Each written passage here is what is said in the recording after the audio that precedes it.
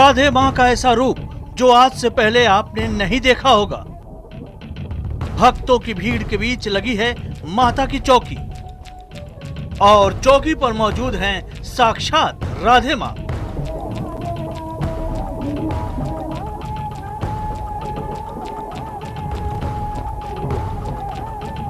दीवानों की तरह मदमस्त होकर नाचती, झूमती। जी हां, ये वही राधे मां है जो इन दिनों अपनी भक्ति के लिए कम और पुलिस थानों के चक्कर काटने के लिए ज्यादा मशहूर है।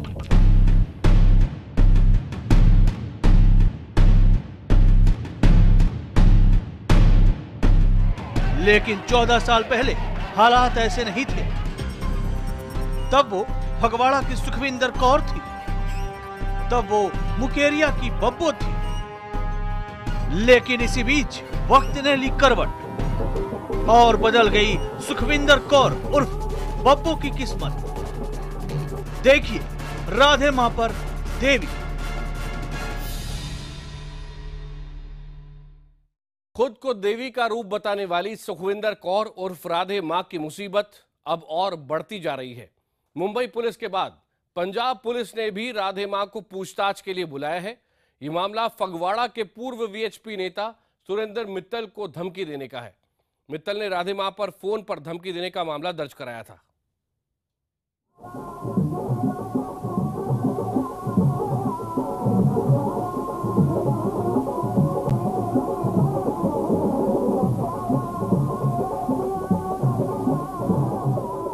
तेज आवाज में बजता भक्ति संगीत और सामने भक्तों की भारी भीड़, भक्ति की शक्ति में डूबी हुई।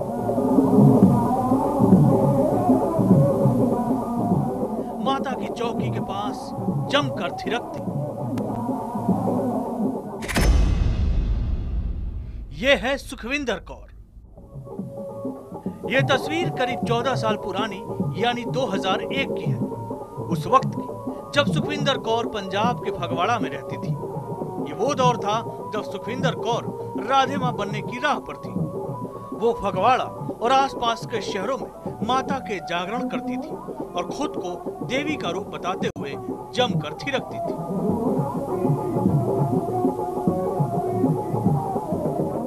जरा गौर से देखिए ये तस्वीर। सुखविंदर कौर कैसे माता की चौकी के सामने डांस कर रही है। इन तस्वीरों को देखकर लगता है मानो अपनी सुध बुध गंवा बैठी है।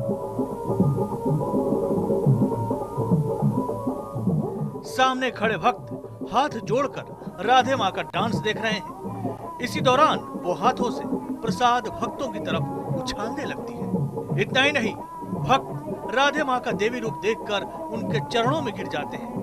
राधे मां उन्हें आशीर्वाद भी देती है। और इसके बाद एक बार फिर शुरू होता है राधे मां का थिरकना। संगीत की धुन पर थिरकती राधे मां का यह रूप देख तमाम भक्त उनके सामने नतमस्तक हो जाते हैं।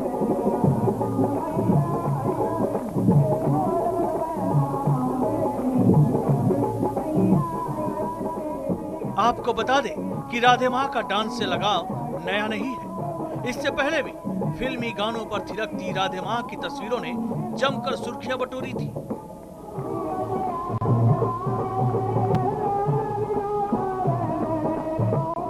लाल जोड़े और लाल रंग के मेकअप में सजी धजी राधे मां के बारे में कहा जाता है कि वो अक्सर बेसुध होकर डांस करती हैं। उनके पूर्व सेवादारों का आरोप है कि राधे मां को बॉलीवुड के आइटम नंबर पर डांस करने का भी शौक है।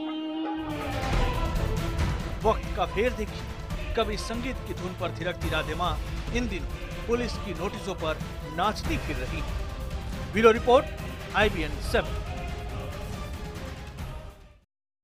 पंजाब पुलिस ने जिस मामले में राधे मां को पूछताछ के लिए बुलाया है, वो आरोप लगाया था पूर्व वीएचपी नेता सुरेंद्र मित्तल ने। राधे मां पर उन्होंने धमकी देने और परेशान करने का आरोप लगाया था। सुरेंद्र मित्तल का कहना है कि राधे मां का मकसद अमीरों को बेवकूफ बनाकर पैसे ऐंठना है। सुरेंद्र मित्तल से ही बात की हमारे संवाददाता ब्रजेश तिवारी ने।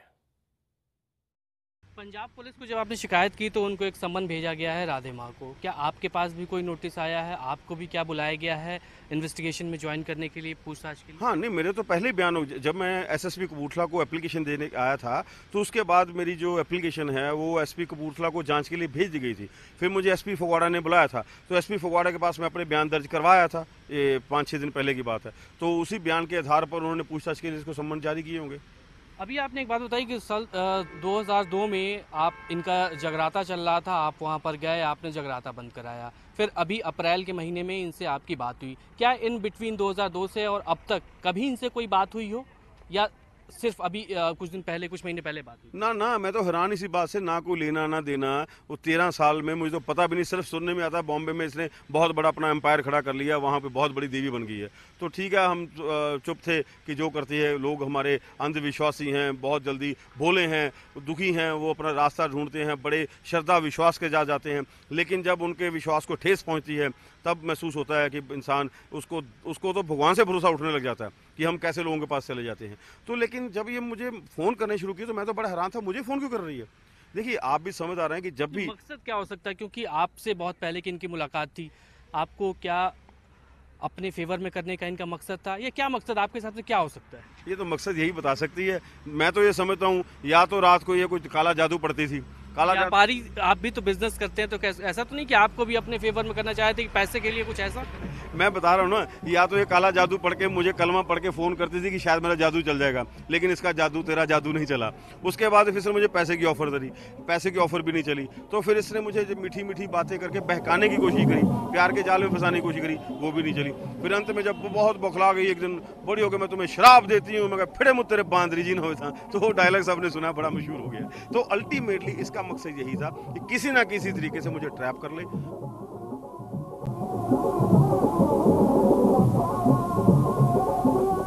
ये थे सुरिंदर मित्तल, जो कि 2001-2002 में फगवाड़ा के वीएचपी के नेता थे, और हाल ही में उन्होंने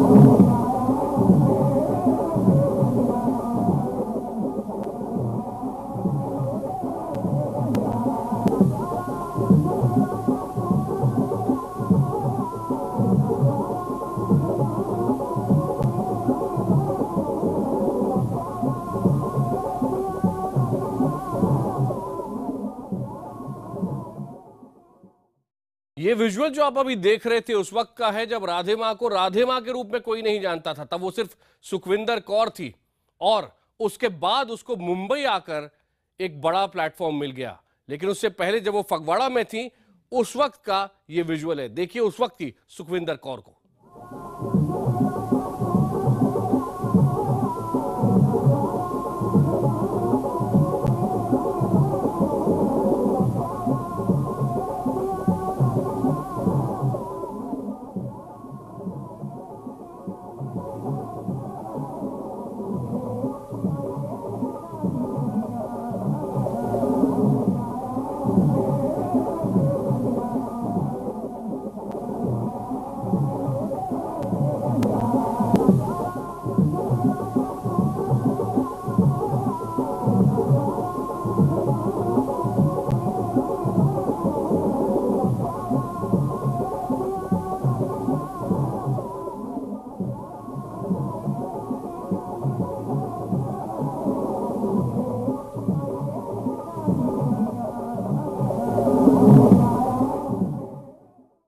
उसके बाद 2002 के अंदर फगवाड़ा की जो उनकी गतिविधियां थी, उसके बाद उनको इतना विरोध सहना पड़ा कि उसके बाद उनको बाकायदा माफी मांगनी पड़ी, फगवाड़ा छोड़ना पड़ा।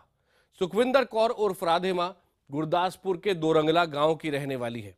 उनके बचपन का नाम है बब्बो। बब्बो राधे मां कैसे बन गई, देखिए हमारी इस विशेष रिपोर्ट में। चश्मा पहने इस लड़की की तस्वीर से आपको अंदाजा नहीं होगा कि ये मुंबई की मशहूर और इन दिनों विवादों में घिरी राधे माँ है। इन दिनों सर से पांव तक लाल लिबास में लिपटी राधे माँ एक आम महिला थी। आजकल राधे माँ के हाथ में होता है एक त्रिशूल और गुलाब। भक्तों को वो अपने इसी लिबास में भरपूर आशीर्वाद देने का दावा करती हैं। लेकिन लाल लिबास वाली ये धर्मगुरु पंजाब के गुरदासपुर के दोरंगला गांव की रहने वाली है।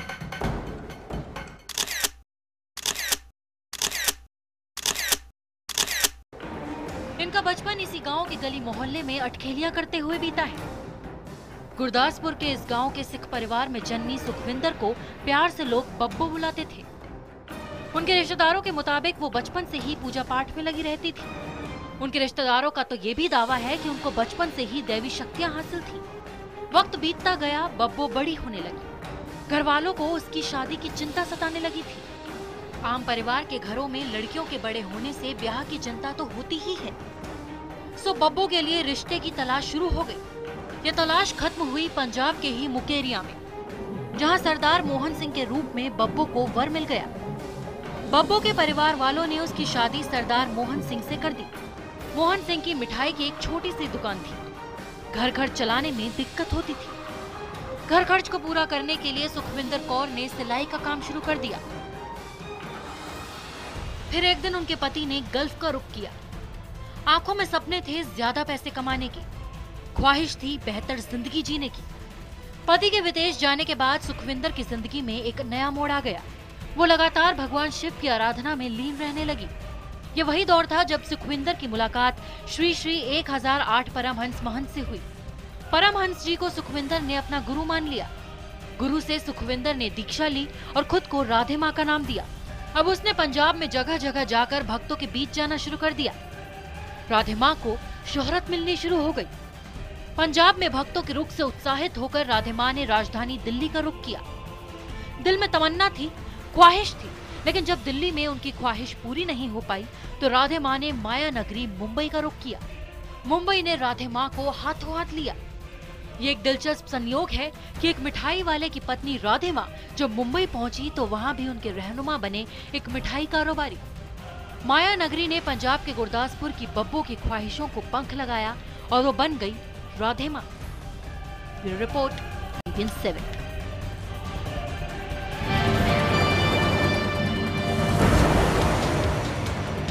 इंडिया 9 बजे में बड़ी खबर आ रही है मोस्ट वांटेड अपराधी दाऊद इब्राहिम से जुड़ी।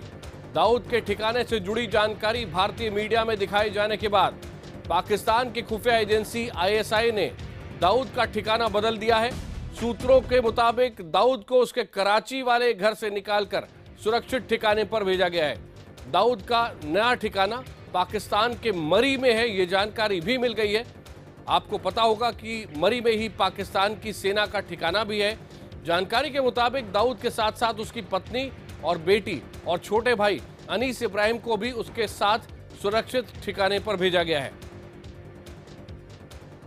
हमारे साथ जुड़ रहे हैं हमारे संवाददाता निशात शम्सी। निशात, और क्या क्या जानकारियां आ रही हैं? बिल्कुल आकाश, देखिए इसका आज दिन में तकरीबन 2:30 बजे के करीब दाऊद और उसके पूरे परिवार को एक खास गाड़ी में जो ISI और पाकिस्तानी सेना की सुरक्षा से घिरी हुई थी गाड़ी, उसमें लेकर पहाड़ी इलाका है जहां पर मरी में उनको शिफ्ट किया गया है और साथ में हिदायत दी गई है कि फिलहाल वो किसी से कोई संपर्क ना करें। क्योंकि जिस तरह से कल खबर आई थी और जिसके बाद ये साफ हो गया था कि दाऊद इब्राहिम पूरे परिवार के साथ कराची में रहता है, उसके बाद लगातार ISI के ऊपर काफी ज्यादा प्रेशर था और यही वजह मानी जा रही है कि दाऊद को फिलहाल नए ठिकाने पर ले जाया गया है, जहां कहा जा रहा है कि जो पाकिस्तानी सेना का सेफ हाउस है वहां पर काफी सुरक्षा के बीच में उनको रखा गया है और वहां पर काफी ज्यादा सुरक्षा तैनात कर दी गई है। किसी तरह से कोई भी संपर्क ना साध पाए, इस तरह के इंतजाम किए गए हैं। कहा यह भी जा रहा है कि पाकिस्तानी सेना के एक बड़े अधिकारी के नेतृत्व में ये पूरा ऑपरेशन किया गया, जिसमें दाऊद के साथ साथ उनकी पत्नी, उनकी छोटी बेटी और साथ में उनका जो छोटा भाई है अनीस इब्राहिम और उसके पूरे परिवार को खास गाड़ी में लेकर जाया गया है। दिन में 2:30 बजे यहाँ से शिफ्ट किया गया है और जाहिर तौर पर जिस तरह से कल खबर आई थी उसके बाद लगातार प्रेशर जो था वो पाकिस्तान पर था और यही वजह मानी जा रही है कि फिलहाल दाऊद का ठिकाना बदल दिया गया है। धन्यवाद निशात शम्सी इस जानकारी के लिए। अब बात अमेठी की। अमेठी यानी गांधी परिवार की कर्मभूमि। अमेठी यानी जवाहरलाल नेहरू, संजय गांधी, राजीव गांधी, सोनिया गांधी का संसदीय क्षेत्र रहा है। जो इस दौर में अमेठी का मतलब है राहुल गांधी का संसदीय क्षेत्र। और इसी गढ़ में स्मृति ईरानी, बीजेपी के नेता और केंद्रीय मंत्री, सेंध लगाने की लगातार कोशिश कर रही हैं। देखिए हमारी ये खास रिपोर्ट। आपका बेटा है तो अम्मा नहीं रो, ऐसा माता जी परेशान ना हो, आपको मदद ये कह रहे अश्विनी जी बेटे को उठा के ले गए कोई सिपाही जी। पकड़ के नहीं जाते। कोई बात नहीं, ये दरोगा जी है ना, जगदीशपुर थाने के हैं, इसीलिए आपके सामने खड़े हैं। कह रहे हैं बेटा कोई गुनाह ना किया हो तो ऐसा नहीं उठा के ले जाएगा सिपाही, फिर भी वो देख लेंगे आपका विषय, ठीक है। अरसे से, बरसों से कांग्रेस या यूं कहें कि गांधी परिवार का गढ़ रहे अमेठी में ये सेंध लगाने की कोशिश है। राहुल गांधी के किले को भेदने का ये जतन। पिछली बार बीजेपी की उम्मीदवार स्मृति ईरानी भले ही अमेठी के मैदान में मुंह की खा गई, लेकिन जनता के दिलों पर वो जो छाप छोड़ आई, उसके बलबूते जीत की बुनियाद रखने की दिशा में ये विस्तार है। तभी तो राह में किसी दुखियारी माँ का दर्द सुनने के लिए उनकी गाड़ी रुकी, तो कभी किसी के इलाज के लिए उनकी मदद के हाथ बढ़े। मदद की आस लिए आने वाला कोई शख्स निराश न हो, केंद्रीय मानव संसाधन विकास मंत्री मानो ये तय कर अमेठी पहुंची। मंच से उनकी ललकार इरादे भी साफ कर रही थी। मैं कार्यकर्ताओं से कहना चाहती हूं कि ये संघर्ष समाप्त नहीं हुआ है। ये संघर्ष तब तक चलता रहेगा जब जब कांग्रेस की मिथ्या अमेठी से समाप्त नहीं होती। राजनीति में एक हार क्या, जीतने के बाद भी उम्मीदवार अपने क्षेत्र को भूलने के लिए कुख्यात है। लेकिन स्मृति ईरानी मानो बनी बनाई कई छवियों को तोड़ने के लिए ही बनी। 1.5 साल पहले आपने अपने परिवार में मुझे जगह दी, दीदी कहकर मेरा सम्मान बढ़ाया। कुछ लोगों ने ये तोहमत लगाई थी कि दीदी तो कह रहे हो, क्या दीदी ये पलट कर लौटेगी? और आज विशेष रूप से रक्षाबंधन के पावन पर्व के पूर्व दीदी आई है। बीजेपी कार्यकर्ता की सड़क हादसे में हुई मौत के बाद उन्हें श्रद्धांजलि देने स्मृति अमेठी के मटियारी कला गांव में आई थी, लेकिन इस मौके पर अपना सियासी आधार बढ़ाने के हर मौके को उन्होंने भुनाने की कोशिश की। स्मृति ने अमेठी कस्बे में महिलाओं को रक्षाबंधन का अनोखा तोहफा भी दिया। अमेठी की इस दीदी ने 25,000 महिलाओं का बीमा करवाया। प्रधानमंत्री बीमा सुरक्षा योजना के तहत ये बीमा करवाए गए 25,000 महिलाओं की बीमा की रकम स्मृति ने अदा की। इस मौके पर स्मृति ने जमीन अधिग्रहण बिल और किसानों के मुद्दे पर कांग्रेस और राहुल के रुख की भी खबर ली। 80 के दशक में 65 एकड़ भूमि किसकी ली? किसानों के लिए। किसके लिए ली? कंपनी के लिए ली। आज अमेठी की जनता से पूछती हूँ, वो कंपनी खुली क्या? जमीन को फरवरी के महीने में राजीव गांधी चैरिटेबल ट्रस्ट ने खरीद लिया। स्मृति ईरानी के इरादे साफ है। छोटे पर्दे पर नेक बहू के रूप में घर घर में पैठ बनाने वाली केंद्रीय मानव संसाधन मंत्री अमेठी की दीदी बनकर राहुल भैया का पत्ता साफ करना चाहती है, लेकिन इसमें वो कितना कामयाब होंगी ये तो वक्त ही बताएगा। गांधी परिवार के गढ़ अमेठी में खड़े होकर स्मृति ईरानी ने गांधी परिवार पर ही जोरदार हमला बोला है। जिस भूमि अधिग्रहण बिल पर लगातार कांग्रेस सरकार को घेरने की कोशिश कर रही थी, उसी भूमि अधिग्रहण बिल के कुछ चैप्टर उठाकर स्मृति ईरानी ने गांधी परिवार को ही कटघरे में खड़ा कर दिया। कैमरा पर्सन अखिलेश रस्तोगी के साथ उत्कर्ष चतुर्वेदी, अमेठी, IBN 7। इंडिया 9 बजे में आज इतना ही।